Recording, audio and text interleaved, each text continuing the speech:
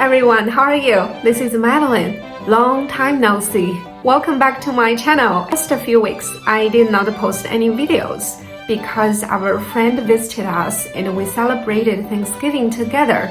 We had a lot of fun. How about you? Did you enjoy your Thanksgiving? Before we start today's lesson, let me ask you two questions. The first one, how many years have you learned Chinese? The second one, do you know your language level? If you know the answers, give me the comments. If you do not know your language levels, do not worry about it. In today's video, we will introduce a newest language proficiency guideline from 2024 ACTFL. If you are a Chinese teacher who teach Chinese in public schools or private school, you might be using this guideline to help with your teaching work, or you might be using that to give your students assessments. If you are a new language learner, I think it's better for you to know this guideline before you start your language learning journey. Alright, let's go. 2024 ACTFL Language Proficiency Guidelines. What is ACTFL? ACTFL, American Council on the Teaching of Foreign Languages, is an organization aiming to improve and expand the teaching and the learning of all languages at all levels of instruction. This is the ACTFL's logo, and this is the website. ACTFL Proficiency Guidelines 2024. The ACTFL Proficiency Guidelines describe an individual's language skills in terms of proficiency, the ability to use languages to accomplish communication objectives. They portray language proficiency in 4 domains: listening, speaking, reading, and writing. So in today's video, we will introduce speaking first. In the future videos, I will start to introduce listening, reading, and writing proficiency guidelines. There are also 5 levels for speaking, reading, writing, and listening parts. They are novice, intermediate, advanced, superior, distinguished. Alright, it's your turn. So, before we start to introduce the speaking proficiency, I will ask you several questions that are based on different levels. We just showed it before. You can answer the questions first. Then if you want me to help you with your language proficiency level, you can record your answers and send me email, or you can upload your recorded file on Google Drive and share me a link. Are you ready? Let's go.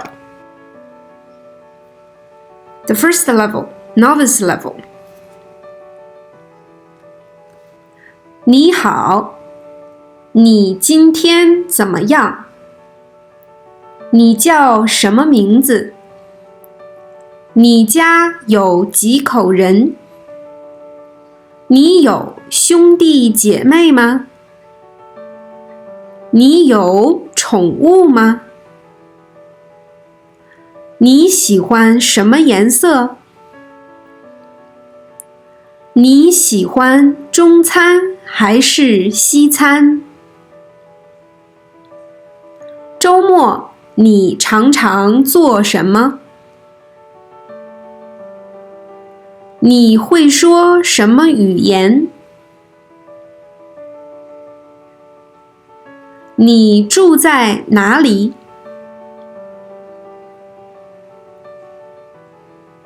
Now, you can pause this video and give yourself 2 minutes. Then you think about these questions and answer these questions. Next one, intermediate level. Listen to the question and record your answer. 请介绍你的一次难忘的旅行。Now you can pause this video. Prepare 2 minutes, then answer the questions.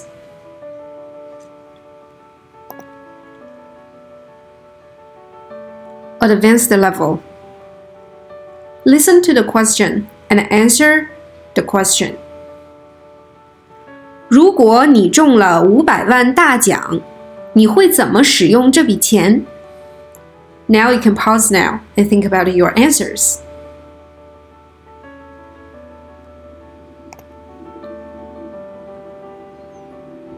Superior level. 对你来说，人生最大的财富是什么？为什么？ You can pause the video now and think about the questions, then give me your answer.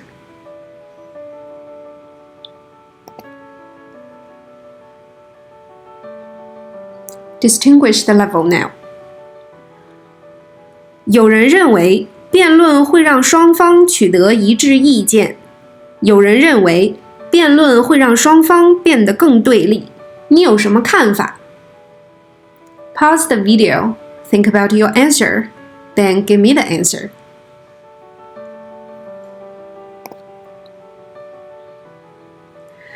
Alright, how about your small test? I just give it to you. Alright, let's look at all 5 levels. Novice, intermediate, advanced, superior, distinguished. They also have sub-levels. For example, novice level, they also have novice low, novice mid, novice high. Intermediate level, intermediate low, intermediate mid, intermediate high. Advanced level, advanced low, advanced mid, advanced high.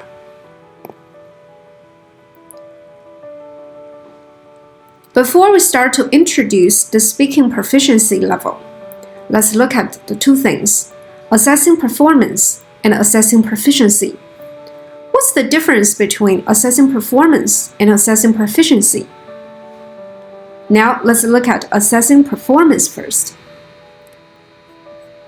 Based on the instruction, rehearsed, familiar content and context, demonstrated performance of rehearsed tasks and context. Assessing performance means you already practiced some topics many times. You have your long-term memories in your mind. You already rehearsed the familiar topics many times. Do you really think you mastered this language? You just use your memory, the practice, the content, familiar content, and the context to help you answer the questions. So how about assessing proficiency? Independent of specific instruction or curriculum, not rehearsed, broad content and context, sustained performance across all the tasks and context for the level. So what does that mean? That means you do not prepare for the topics first. You do not rehearse. You do not practice the similar topics again. That means you really master this language. Okay, I think this picture, most teachers who teach Chinese in America know this one. And I also think you might print it out and hang up on your classroom's wall. So this picture can help you and your students to know their language level and what the final level they wanted to reach. Okay. Now let's look at speaking, novice level. If you're novice level, you can communicate short messages on everyday topics that you're familiar with and that affect them directly, such as, what's your name? What's your favorite food? You can express yourselves using words, phrase, simple sentences, and questions that you have encountered, rehearsed, and can recall. You can produce greetings, self-introductions, and expressions of qualities that you have rehearsed, but your understanding of cultural appreciativeness is limited. So novice level speech may be strongly influenced by the pronunciation, stress, intonation, and tone patterns of the other languages that the individual knows. Next one, the intermediate level. So the intermediate level speakers are distinguished by their ability to use language creatively, that is, to recombine, rehearse, or formulaic material in order to manage transactional and straightforward social situations. They can participate in conversations on familiar topics, ask and answer simple questions, and handle straightforward survival situations. They can produce sentence-level language, ranging from discrete sentences to short strings of sentences, typically in present time, and they are able to formulate simple questions. They also have a growing but limited vocabulary of high-frequency items. Intermediate-level speech may be influenced by the pronunciation, stress, intonation, and the tone patterns of other languages that individuals know, but they can apply strategies for recognizing and repairing any resulting miscommunication.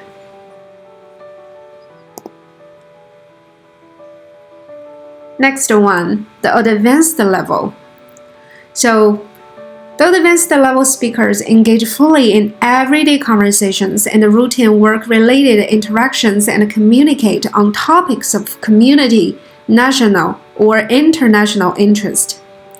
They can handle subjects concretely by means of narration and description in the major time frames of the past, present, and the future.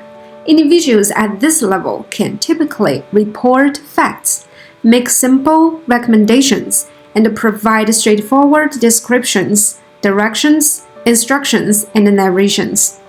They can express points of view in discussion and deal with unpredictable social situations. The breadth and depth of their language control and vocabulary allow them to connect ideas into paragraph-length oral discourse that uses sequencing and linking of phrase for cohesion. The influence of other languages that they know on their stress, intonation, and tone may be evident in their speech, but it rarely interferes with communication. They can recognize and refer to major historical or cultural events, and they demonstrate some understanding of cultural and social norms. In addition, they may be able to verbally convey a mood, feeling, or emotion. Next one, the superior level. The superior level speakers can communicate with accuracy and fluency as they participate fully and effectively in conversations on a variety of concrete and abstract topics, informal and informal settings. They can discuss their interests and fields of competence, explain complex matters in detail, and provide length and coherent narrations. All with ease, fluence, and accuracy, they can state and defend their opinions on issues of interest to them, develop hypotheses, resolve unexpected situations, and discuss the implications of societal issues. They can use extended discourse without length hesitation to make their point. Even when engaged in abstract discussion, they produce cohesive discourse with clear relationships of ideas and may employ some rhetorical device, such as simile or metaphor. They use a variety of interactive and discourse strategies, such as turn-taking and separating main ideas from supporting information, though the use of syntactic, lexical, and phonetic device. They also can demonstrate no patterns of error in the use of basic structures, although they may make sporadic errors in low-frequency structures and in complex high-frequency structures. Such errors, if they do occur, do not distract from or interfere with communication. The last level, distinguished level. The distinguished level speaker can use language skillfully and with accuracy, efficiency, and effectiveness. They are articulate users of the language who can discuss a wide range of global issues and highly abstract concepts in culturally appropriate way. They also can advise, persuade, and negotiate, and they can use persuasive and hypothetical discourse to advocate a point of view that is not necessarily their own. They can tailor language to a variety of audience by adapting their speech and register in ways that are culturally authentic. And they can participate in or give a formal speech at a conference or debate. They can produce highly sophisticated and tightly organized extended discourse. They can speak succinctly, often using culture and historical reference to express meaning without extended description or explanation. At this level, oral discourse typically resembles written discourse. Speakers at a distinguished level use discourse strategies such as rhetorical device to organize and present their thoughts. They speak effortlessly and smoothly, while the influence of articulation or intonation patterns from other known languages may be present. It does not interfere with communication. So we just talked about the 5 levels of speaking proficiency guidelines. Ooh, there are a lot of information, right? But I think before you start to learn a new language, you should know what kind of language proficiency first, and you can use these guidelines to help you work with your language improvement. Just like I said before, answer all these questions and send all your answers to me via email or show me your Google Drive link. I can help you with your speaking language proficiency and I can give you the level. In today's video, we introduce 2024 ACTFL Language Proficiency Guideline Speaking parts. In the future videos, I will start to introduce listening, writing, and reading proficiency guidelines. And for each future video, you will still get a small test. Don't be nervous. I think you're improving day by day. If you like this video, like, comments, and share. If you like this channel, subscribe, like, share, and comment. Okay, see you next time. 再见。